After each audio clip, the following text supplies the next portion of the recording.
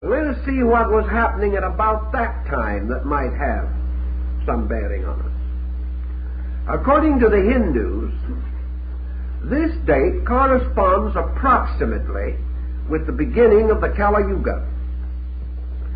Now, the Kali Yuga, or the Black Age, was to the Hindu the beginning of the great karmic age of retribution, which was to continue for 432,000 years.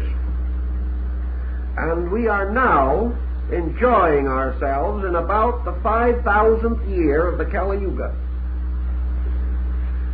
And the Hindu, describing in his ancient sacred books the conditions of the Kali Yuga, says that during this great period men shall remember and observe certain things. First, that every man who has an elephant shall be called a Raja.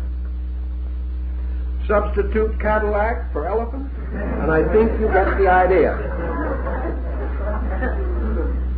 In other words, every man who is rich is a prince.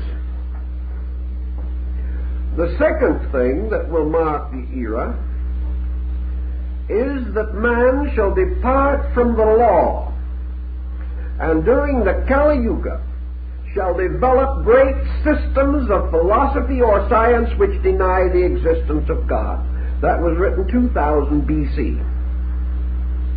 The third point in connection with the Kali Yuga, which was of great interest to the people of that time in attempting to predict the shape of things to come, was that during this great day of darkness, or this great era, the family and the home would collapse, and individuals would place their own satisfaction above common good on every level.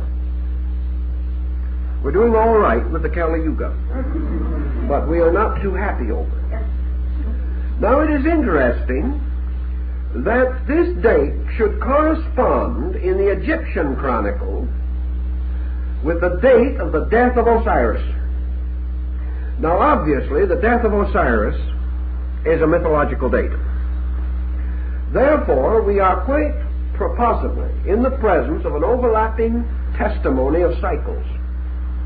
The death of Osiris is described in the Egyptian rituals as the end of the Golden Age, or the end of the age of the gods, differentiating between the divine kings and the human kings ruling the world. This date would correspond very closely with the concept, therefore, of the Kali Yuga. Kali meaning black, of course, and Yuga meaning age. This date further corresponds with the Greek mythological record of the Battle of the Titans, in which the gods were driven from the earth by giants, and the kingdom of heaven was overthrown, or at least was forced to retire from the active participation in the estate of man. This date then also corresponds with the ancient date of the founding of the oracles, which were to take the places of the direct contact between the divinities and humanity. And the beginning of the oracles would also correspond in the ancient Hindu doctrine with the beginning of the great age of the rishis, or the heaven-sent teachers, who were to link man and the gods. So in all these different cultures, the year 3000 BC is either historically or mythologically related to an incident which may be regarded as the end of a divine era, or an age of ancient things. Now, continuing on our descent, we come to the year 2400 BC.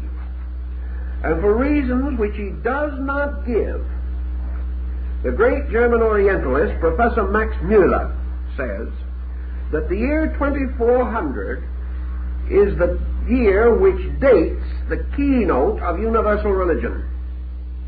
This is interesting, that these dates should fall in these patterns. Mueller believed that at that time he was able to trace the rise of a common spiritual conviction extending throughout ancient cultures and binding them together and establishing the foundation for the later interchange of philosophy, science, religion, art, and culture. Prior to this time, the isolations of beliefs were so complete that the possibility of a common foundation did not exist. Therefore, Mueller says that at this time was to be placed the greatest single unfoldment of human hope toward a better time that marked the early period of history. This, I think, is well worth our attention. Continuing downward toward the Christian era, we then come to the year 1800 BC, which, according to the Hindu record, marks the end of the period of the Vedas, or what is called the Great Vedic Era, and the rise of what was known in Asia as the Mantric Period. Now, the Mantric Period was that which marked the transition between law and intercession in religion. In other words, it was the beginning of the rise of the ethical religious concept in Asia as we know it. This does not mean that the earlier peoples had no ethics, but it does mean that at this time the ethical emphasis became to dominate religion, and religion began to separate itself from a legistic code, the eye for an eye and the tooth for a tooth concept, and began to move toward the forgiveness of sin and the doing good to those who injure us. It was a great period of truth and love rising victorious over strength and law.